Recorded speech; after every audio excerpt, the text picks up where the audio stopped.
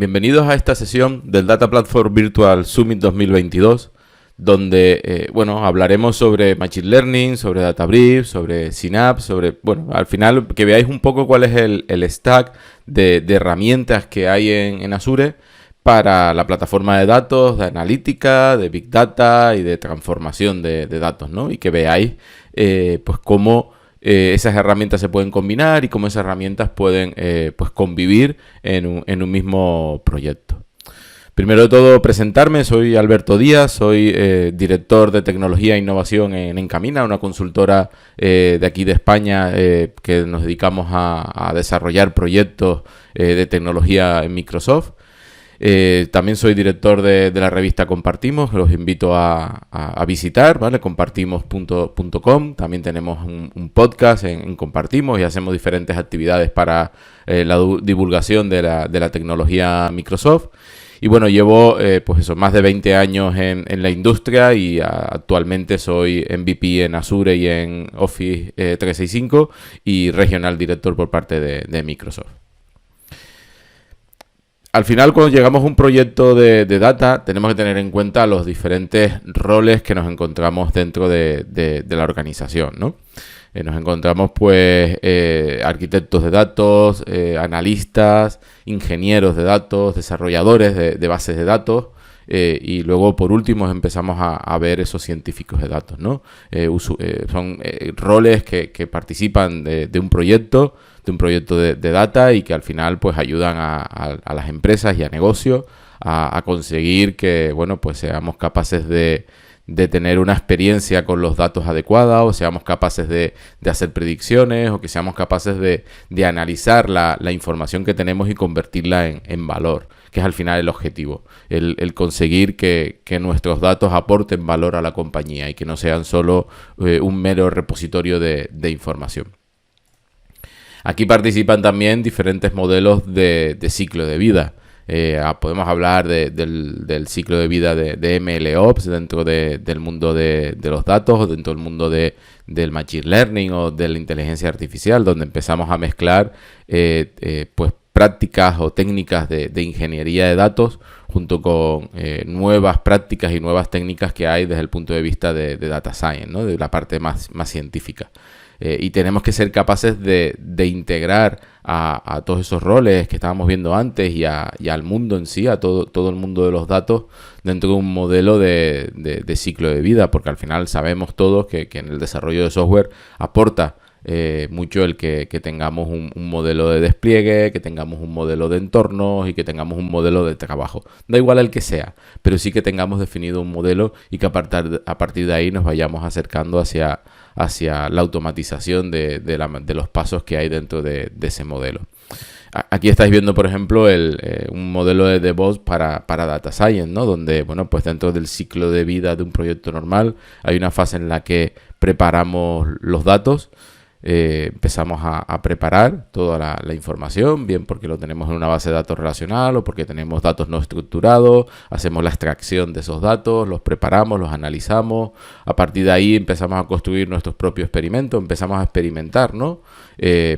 Habitual trabajar con Jupyter Notebook o con herramientas que veremos ahora como puede ser los notebooks de Synapse o de Databricks o incluso con Visual Studio Code. A partir de ahí, de ese experimento, de ese notebook, generamos un modelo, entrenamos ese modelo, programamos el entrenamiento de ese modelo, ¿no? Para que podamos entrenarlo con una frecuencia adecuada o cada vez que cambie el comportamiento de los datos. Y luego, lo ideal es que ese modelo lo llevemos a producción, ¿no? Y que seamos capaces de desplegarlo. Y lo habitual aquí es que construyamos una imagen Docker que sea capaz de ejecutar la predicción y que tenga el modelo embebido dentro de esa imagen Docker y seamos capaces de desplegar ese modelo a algún tipo de servicio web o algún tipo de proceso que se ejecute en background o donde haga falta, ¿no? Pero al final es un poco el ciclo, ¿no? Preparamos, experimentamos y desplegamos y llegamos a producción, que al final es el objetivo. Y el objetivo también es que podamos orquestar todo esto, ¿no? Al igual, también nos encontramos con el problema en las primeras fases, ¿no? cómo ordenamos nuestros datos, cómo organizamos la información que tenemos en nuestros datos, ¿no? Y muchas organizaciones a día de hoy están en este modelo disjunto, este modelo, el Disjoint Data Landscape, en el que estamos empezando o ya han empezado a trabajar con todo lo que es pues construir su data warehouse, construir data lake, construir bases de datos relacionales o no SQL, empezar a construir repositorios de datos que nos dan soporte a los diferentes departamentos, los diferentes actores dentro de una organización, a construir su dashboard, a construir su modelo de data science, su modelo de machine learning, a devolver datos a las aplicaciones, a crear informes. O sea, y lo que provoca esto es que tengamos una organización con unos datos muy fragmentadas, que es complicado tener o saber cuál es la verdad dentro de la organización, ¿no? Y que alguien me diga cuáles fueron las ventas del mes pasado, por ejemplo. Todo ese tipo de problemas que nos podemos encontrar al tener todos estos datos distribuidos y no tener un repositorio único de información, ¿no? Y yo creo que un buen proyecto de data, me da igual que sea para BI, que sea para construir Machine Learning o para hacer analítica, creo que pasa por tener un Integrated Data Landscape, o sea, tener una capa de datos muy integrada, muy estándar, un modelo conformado o un Lakehouse, un Data Warehouse, algo que os permita tener ese concepto de datos unificado, juntos, que todo el mundo conozca el modelo y que sean capaces luego a partir de ahí de construir diferentes casos de uso, aplicaciones o analizar los datos en sí, ¿no? Y que al final tengamos también ese concepto de puedo preguntar cuáles fueron las ventas del mes pasado, que cualquier persona dentro de la organización me va a devolver la misma respuesta. No voy a tener diferentes respuestas dependiendo del departamento, porque cada departamento saca los datos de orígenes diferentes, ¿no? Y al final la idea es un poco esta, ¿no? El que tenéis aquí en la presentación. Pues construir un data lake que nos permita a partir de ahí sacar un data warehouse o hacer data science o entregar el modelo y que a partir de ahí también se pueda construir la parte de reporting y toda la parte de dashboard. Fijaros cómo el concepto es ir hacia un data lake y no ir hacia un data warehouse como estábamos haciendo en on-premise. En on-premise, pues posiblemente lo que hacemos es, pues no solemos tener esta capa que tenemos aquí, ¿vale? Esta capa que tenemos aquí no la solemos tener, sino que directamente construíamos al Data Warehouse y a partir de ahí empezamos a hacer nuestro trabajo. Bueno, pues, ¿qué ha cambiado? Que los datos son diferentes. No tenemos solo datos relacionales, sino que tenemos datos en streaming porque podemos tener dispositivos IoT o podemos tener, pues a lo mejor estamos leyendo en tiempo real lo que está pasando en nuestra web, empezamos a tener imágenes, empezamos a tener vídeos, empezamos a tener datos que son no estructurados, que nos permiten hacer un mejor análisis de la información que tenemos y no solo los datos relacionales o los datos que solíamos tener en nuestro ERP o nuestra base de datos de CRM. Con ese cambio, al final, un data lake se adapta muchísimo mejor al modelo de datos que tenemos, al modelo de datos no estructurado con modelo de datos estructurados. Vamos a tener ahí los dos modelos de datos, toda la información, a partir de la cual vamos a generar nuestros datos procesados o nuestros modelos de data science. También tener en cuenta que al final un data warehouse, desde el punto de vista clásico, lo vamos a montar en una base de datos relacional. Y eso para el trabajo de un data science o el trabajo de entrenar modelos de machine learning no es lo más óptimo. Porque al final pues acabarán utilizando cualquier clúster de Apache Spark, cualquier clúster de computación distribuida y necesitarán que tengan un origen de datos que le ayude a ese clúster de distribución de computación distribuida a poder hacer consultas y a poder hacer una distribución de esas consultas de forma efectiva. Y una base de datos relacional no es lo ideal. Se puede utilizar, pero no es el modelo ideal. Cuando hablamos de Azure, al final, pues bueno, tenemos una serie de stack, una serie de capas que nos permiten pues trabajar con el mundo de los datos, ¿no? Por supuesto, estamos hablando de un cloud, vamos a tener aquí toda la flexibilidad del mundo de poder hacer nuestros despliegues, de tener una elasticidad adecuada cada vez que necesitamos más computación o menos computación.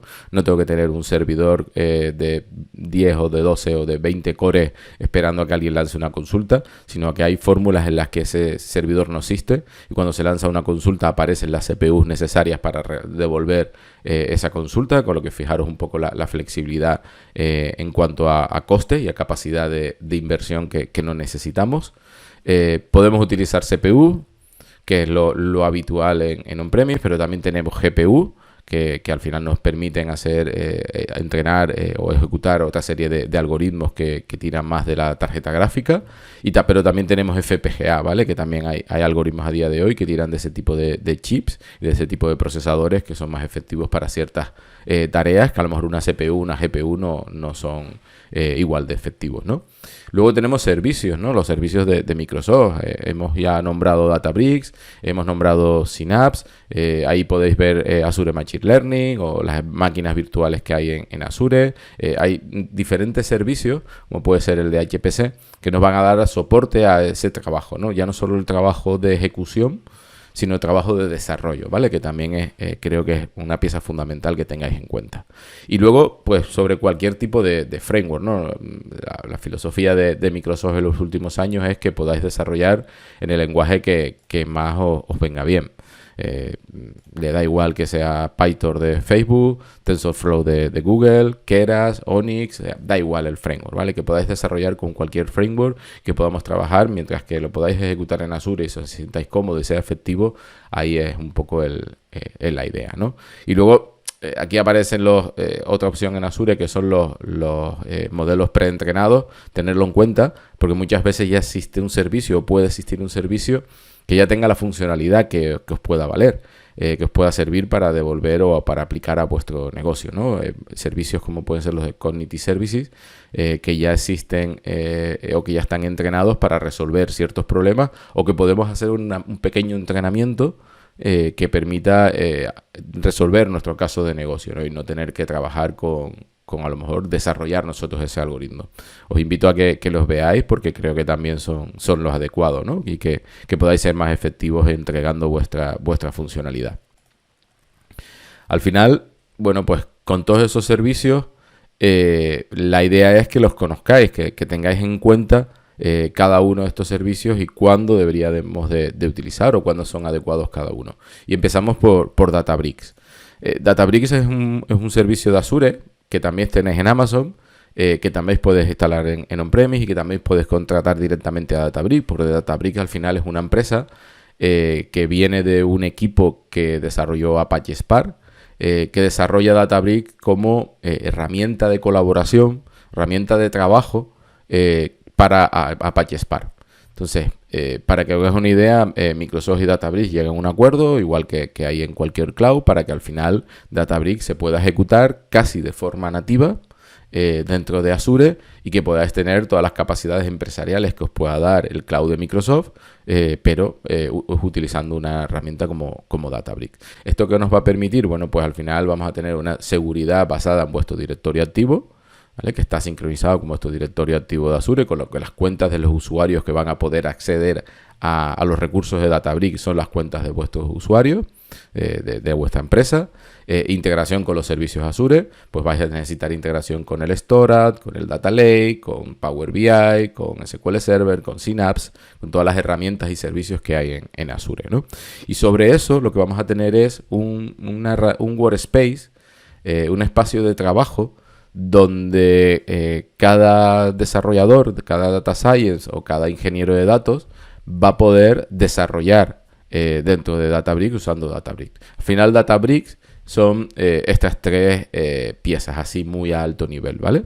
Ese espacio de trabajo colaborativo donde basado en el concepto de Jupyter Notebooks vamos a tener nuestros propios notebooks donde vamos a desarrollar toda nuestra capa de análisis de datos, toda nuestra capa de transformación o toda nuestra capa de algoritmo de Machine Learning o de Deep Learning, ¿vale? Esos notebooks en los que yo voy a poder compartir con otros usuarios, voy a poder comentar, voy a poder hacer previsualizaciones de las ejecuciones, montar gráficos, o sea, la misma experiencia que tiene un científico de datos con Jupyter Notebook, pero desde el punto de vista de una herramienta colaborativa en el que estamos compartiendo esos notebooks con nuestros compañeros de trabajo.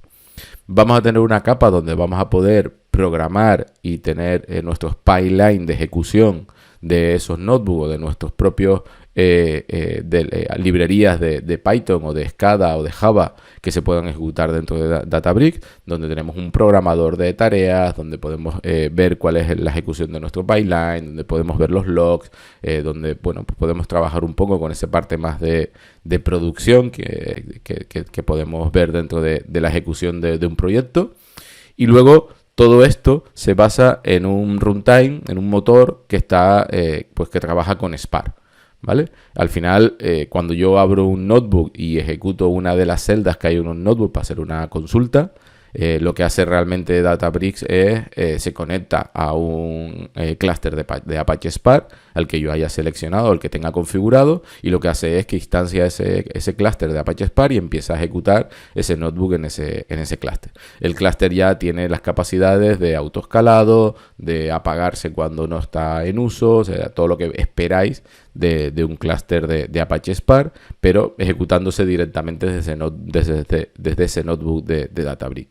La ventaja aquí es que la tenéis en modo self-service, que un científico de datos se va a poder crear su propio clúster con los permisos adecuados, ¿vale? Por supuesto, se pueden prohibir y se pueden limitar esos permisos. Pero de forma natural, cualquier usuario puede crearse un clúster de Spark porque necesita ahora una GPU, porque necesita otro tamaño de clúster, porque necesita más computación o porque necesita otro modelo de autoescalado, ¿vale? Y al final, pues bueno, con una interfaz muy intuitiva en web, es capaz de configurarse ese clúster, arrancarlo y empezar a ejecutar sus actividades, sus notebooks, utilizando el clúster que ha seleccionado, ¿no? Con lo que al final, fijaros la sencillez que tiene una organización, que tienen los usuarios de la organización para poder ser autosuficientes haciendo su trabajo. Y no hay nadie detrás instalando una máquina virtual, configurando el sistema operativo, instalando un clúster de Apache Spark, con lo complicado que es y toda la complejidad que puede llevar, ¿no?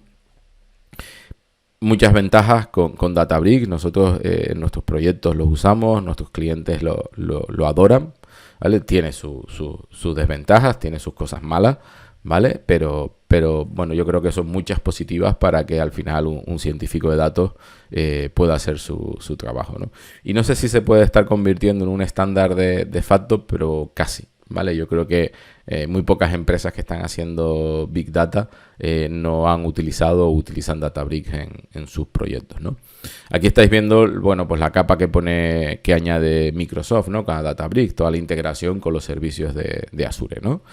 Toda la integración con la parte más de servicios de data, toda la parte con la integración con los servicios de Analytics, como puede ser Synapse, Power BI o Azure Machine Learning. Pensar, por ejemplo, que con Azure Machine Learning yo puedo almacenar los modelos de Machine Learning, los modelos predictivos que se entrenan en Databricks, ¿vale? Y hay un modelo de integración para almacenar esos modelos. Bueno, pues al final esas son las ventajas de utilizar Databricks en Azure, ¿no? Que lo tienes integrado con tus servicios habituales y con tu seguridad habitual. Si no conocéis Apache Spark, muy rápido, ¿vale? Como estaba comentando, es un clúster de computación distribuida. Aquí os dejo esta slide para que veáis, pero bueno, os invito a que entréis a buscarlo. Pero el objetivo al final es poder ejecutar en un clúster de computación distribuida nuestras consultas, ¿vale? Nuestras consultas que pueden estar en un data lake, nuestras consultas que pueden estar en un SQL Server, que pueden estar en cualquier sitio. Lo ideal es que tuviesen un data lake porque es la forma nativa de trabajar. Pensar que Apache Spark está basado en Hadoop. Hadoop tiene un modelo de consultas basado en Map and Reduce que saca mucho beneficio del almacenamiento, del data lake, de un storage, y bueno, pues al final es la forma nativa, la que prefiere Apache Spark de donde estén los datos.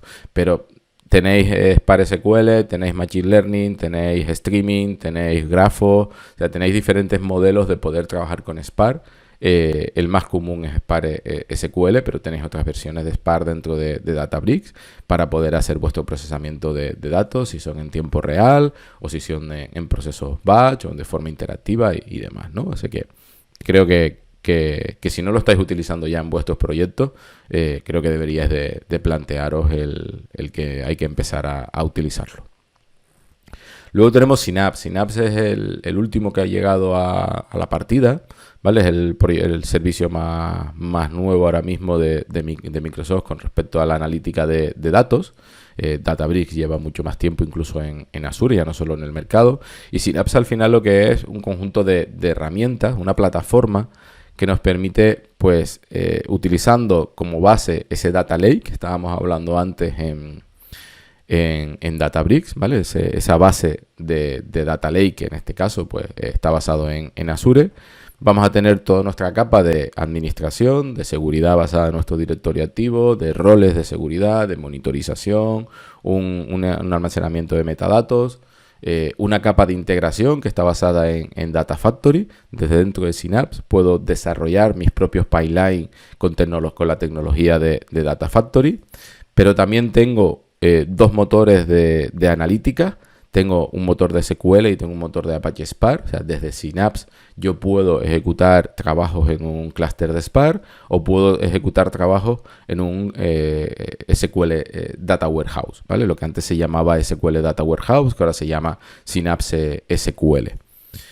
Pero también puedo elegir que ese clúster, ese runtime analítico, pueda estar provisionado, porque yo tengo una instancia de esa máquina provisionada para poder ejecutar, o pueda tenerla on demand, lo que se llama serverless, ¿vale? Lo que estaba comentando antes, ¿no? El poder decir que voy a lanzar esta consulta, pero a día de hoy no tengo ningún clúster, ningún CPU en la que poder lanzarla, sino que es el propio servicio, en este caso Synapse, que instancia la CPU que necesitan para poder ejecutar esa consulta. Y no estoy pagando por tener una máquina encendida que a lo mejor no está ejecutando consulta. Bueno, pues tiene sus casos de uso y creo que puede ser bastante interesante. Y en Synapse tenemos las dos opciones.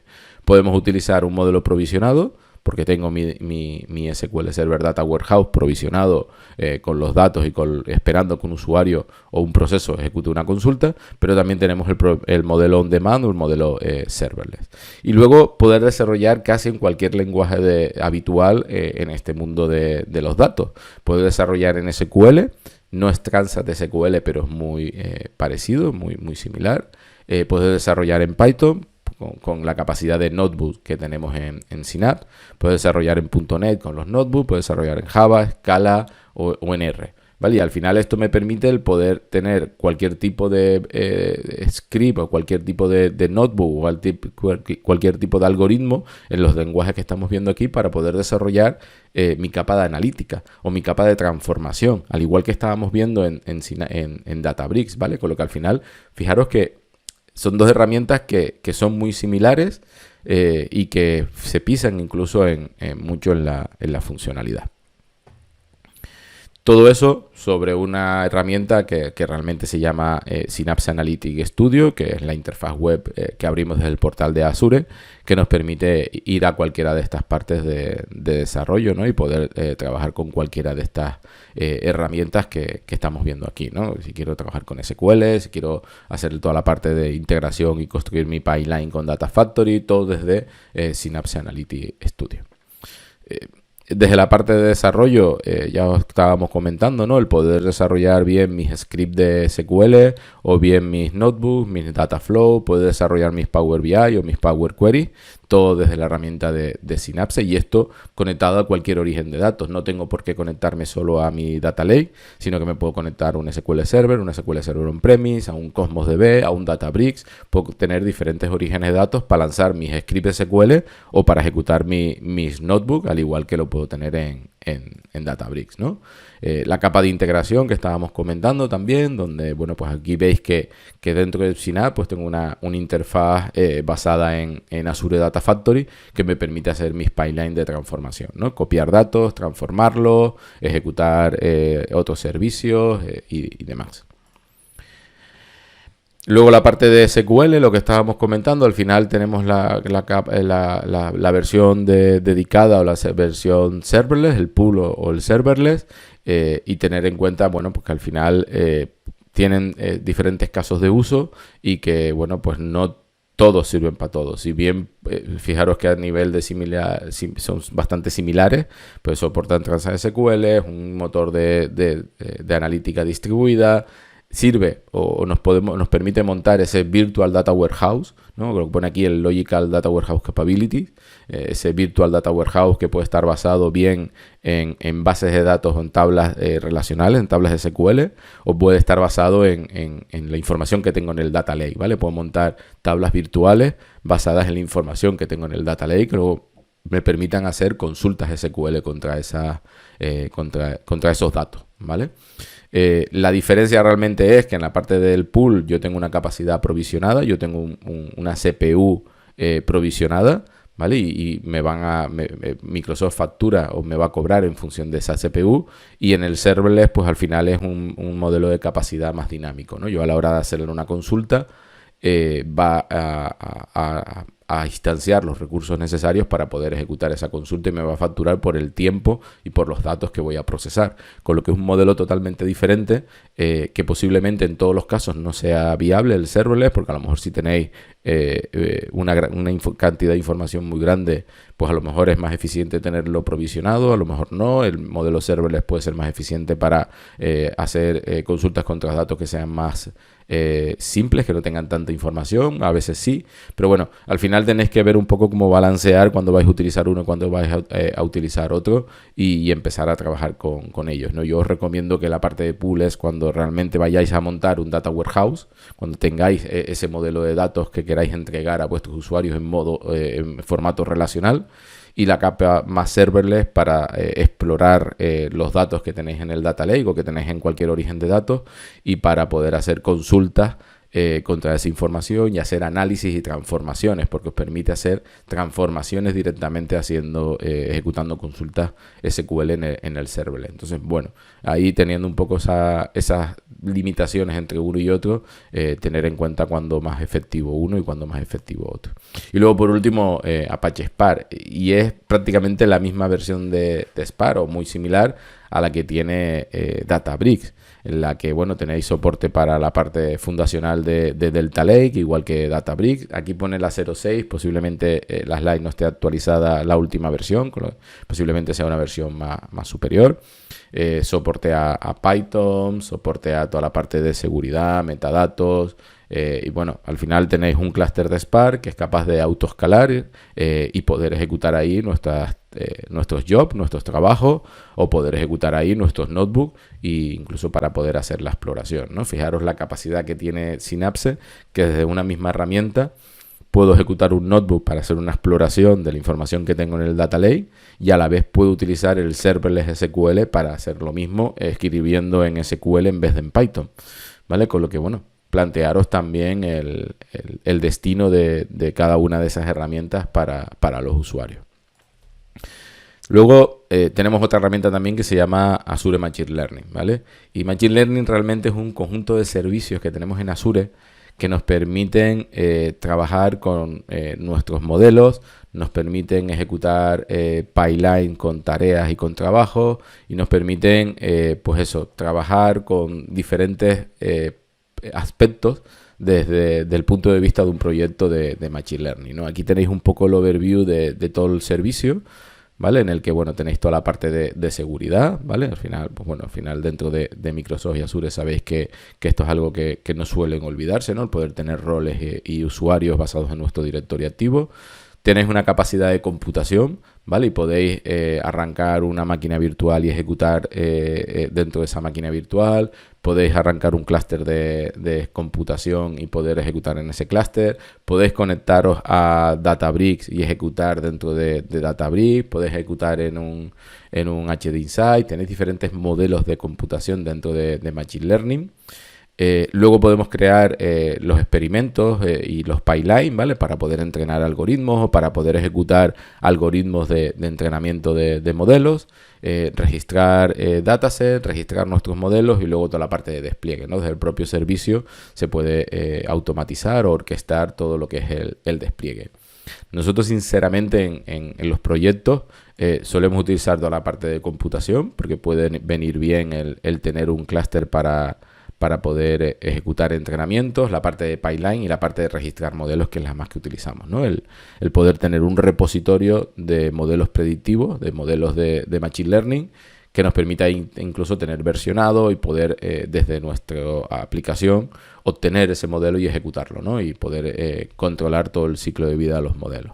Al final un poco el objetivo es este, ¿no? El que vimos al principio de la primera slide, pero utilizando Machine Learning, en el que, bueno, pues tengo un pipeline que me permite preparar los datos, entrenarlos, hacer un registro de ese modelo y luego llevar a producción ese modelo, ¿no? Utilizando a lo mejor un pipeline de Azure DevOps que me permita llevar ese modelo predictivo a un contenedor o a una máquina virtual que me permita luego ejecutarlo, ¿no? Porque tengo un servicio web, por ejemplo, ¿no? que hemos desarrollado en Python y que lo que hace es ejecutar la predicción que tenemos en ese modelo. Bueno, pues esto es una de las tareas o actividades típicas que implementamos y que usamos con Machine Learning. Y hasta aquí, fijaros que has hablado de 3 servicios, hay más, pero yo creo que estos son los 3 principales y que se pisan en muchas cosas, ¿no? Son servicios que tienen muchas piezas en común. Fijaros que he hablado de la parte de modelos, fijaros que he hablado de toda la parte de entrenamiento, de ejecutar de pipeline, de tratamiento de datos y que entre ellos se pisan, ¿no? Porque yo puedo preparar datos perfectamente con Databricks, pero también lo puedo hacer con Synapse, hacer toda la parte de transformación bien, pues a lo mejor con SQL, con un notebook de Synapse, o lo puedo hacer también con toda la parte de Data Factory que hay en Synapse. Y fijaros, pues bueno, pues ahí tenéis una primera toma de decisión, ¿no? Dónde hago la extracción y dónde preparo los datos. Luego la parte de modelos también hay algo, hay un poco se pisan, ¿no? A lo mejor Synapse y Azure Machine Learning no se pisan tanto, pero sí que Databricks también tiene un repositorio de modelos que se llama MLflow. Entonces, bueno, creo que tenéis que ser capaces de identificar aplicaciones, los servicios, cuáles son unos buenos y cuáles mejor en otros, e intentar implementar cada uno de ellos también pensando desde el punto de vista del usuario, ¿no? Y aquí tenéis una arquitectura típica dentro de un proyecto de datos, dentro de un proyecto de datos de cloud, donde veis las diferentes fases, ¿no? Donde veis una fase de ingesta, que lo podemos hacer en tiempo real pues a lo mejor con un Kafka, con un Event Hub o con un IoT Hub que está conectado a ese Databricks y al Data Lake, que podemos tener una fase en batch que puede ser implementada perfectamente con Azure Data Factory dentro o fuera de Synapse. ¿Vale? Aquí lo tenéis fuera de Synapse, pero puede ser perfectamente aquí Synapse la parte de pipeline, porque es la misma tecnología de Azure Data Factory. Que tenéis una capa de almacenamiento, que aquí hay poca discusión, la verdad, porque lo habitual y lo normal es que almacenemos en un Data Lake Storage, porque el coste es bastante eficiente, porque el rendimiento es bueno y porque puedo almacenar datos relacionales y datos no relacionales, o sea, estructurados y no estructurados, con lo que creo que aquí pues creo que no tenéis que tomar decisiones. En la parte de preparación y entrenamiento, aquí está puesto Databricks, porque posiblemente en este proyecto estemos hablando de un proyecto de Machine Learning y ahí sí que Databricks, pues yo creo que es la mejor herramienta o la herramienta que más se adapta a un científico de datos, pero tener en cuenta que también podemos perfectamente meter aquí Synapse y que Synapse sea el que ejecuta los notebooks y que la herramienta de desarrollo de esos científicos de datos sean los notebooks de Synapse y que a lo mejor podamos tener también toda la capa de SQL de Synapse para ayudar a hacer transformaciones o para ayudar a preparar esos datos. Aquí tenéis que elegir. Lo que solemos hacer habitualmente es tener los dos, ¿vale? Aquí solemos tener también nuestro Synapse, ¿vale? Este que está aquí, yo no soy el mejor pintando, pero aquí tenemos, imaginaros que es el logo de Synapse que tenemos aquí, y en la capa de preparación y entrenamiento tenemos Synapse.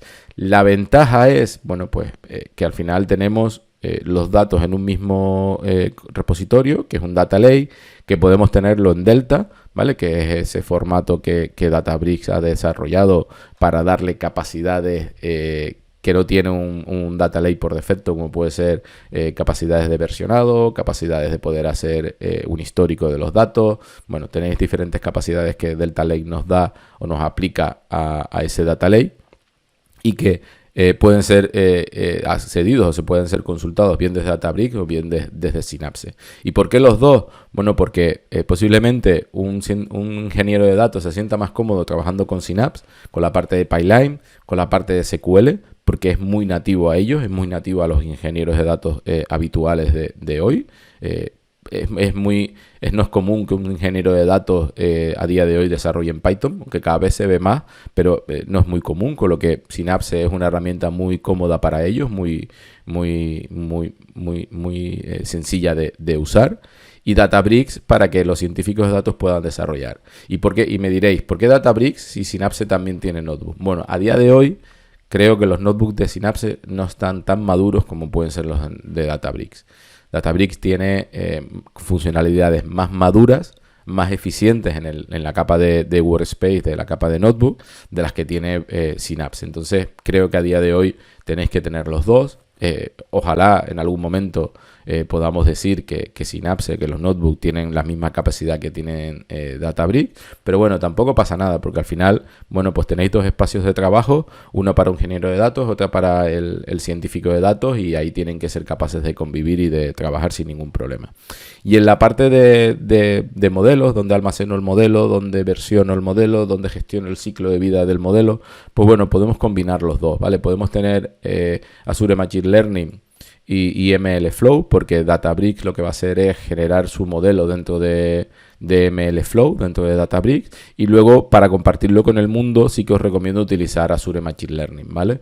Porque la interfaz de conexión a Azure Machine Learning es mucho más simple y más sencilla que la que tienes en MLflow. Al final el objetivo, pensar que es que bien desde un clúster de Kubernetes, desde un container instant o desde un app service, de donde sea, podáis instanciar ese modelo, que está aquí, ¿vale?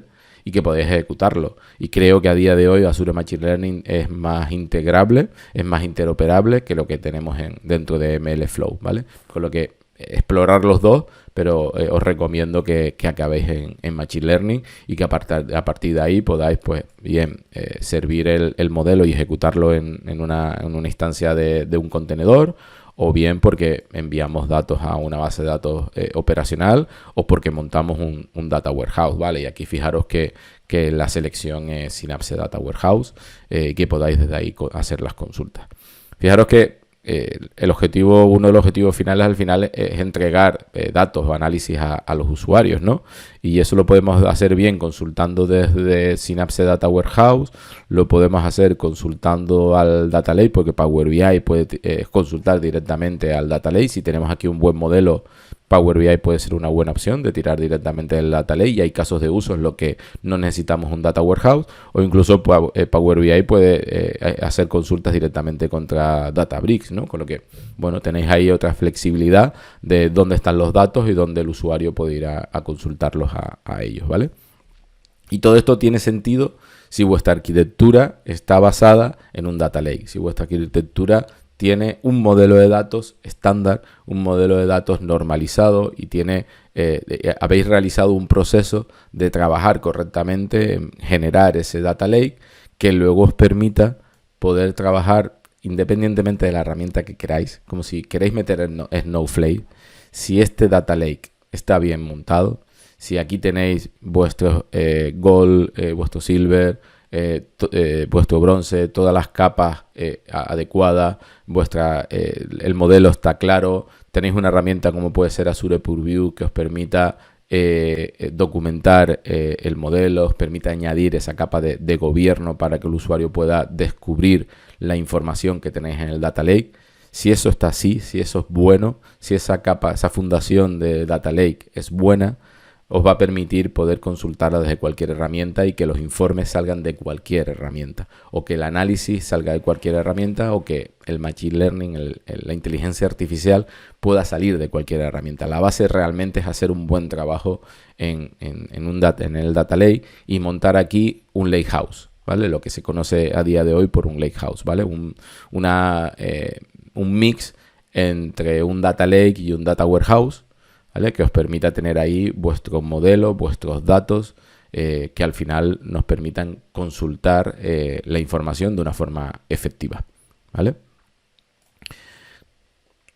una foto de lo que estábamos comentando antes, ¿vale? En el que veis como, bueno, pues los dos roles principales de un proyecto de datos, que es el Data Engineer o el Data Scientist, y cuáles son las herramientas con las que se sienten más cómodos, ¿vale?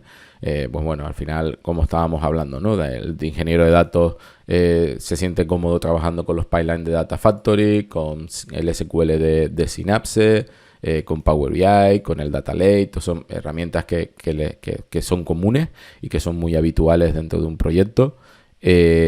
Los científicos de datos se sienten muy cómodos con Databricks, se sienten muy cómodos con MLflow. Machine Learning es más una herramienta para ingenieros de datos, pero el científico de datos al final lo utiliza perfectamente. Y por supuesto con Databricks, ¿no? Aquí está el Databricks Runtime, pero al final pensar que esto es, voy a tener un Delta Lake o voy a tener un Lakehouse con cualquier tecnología que me va a permitir dar soporte a que este ingeniero de datos o a este científico de datos pueda hacer su trabajo con la misma información, con los mismos orígenes de datos. Yo creo que esa es la base fundamental de cualquier herramienta. Y una vez que estamos ahí, que el científico de datos trabaje con Databricks, que trabaje con Jupyter Notebook, porque se sienten muy cómodos. Yo tengo clientes en las que hay científicos de datos que dicen que ejecutar un notebook en Databricks es muy lento y que Jupyter Notebook es más rápido. Bueno, sí, si estamos hablando de una consulta sencilla en la que no necesitas 10 o 5 o 20 nodos de computación para hacer esa consulta, posiblemente sí, pero claro, estamos hablando que son pues casos de usos diferentes en los que posiblemente Apache Spark es como decirlo, como un motor diésel que tiene que arrancar el clúster, que tiene que instanciar, que tiene que planificar las consultas y ejecutarlas. Y para ciertas consultas muy simples, a lo mejor Jupyter Notebook lanzando directamente con la CPU que tienes en tu ordenador sea muchísimo más efectivo. Pero a mí me da igual.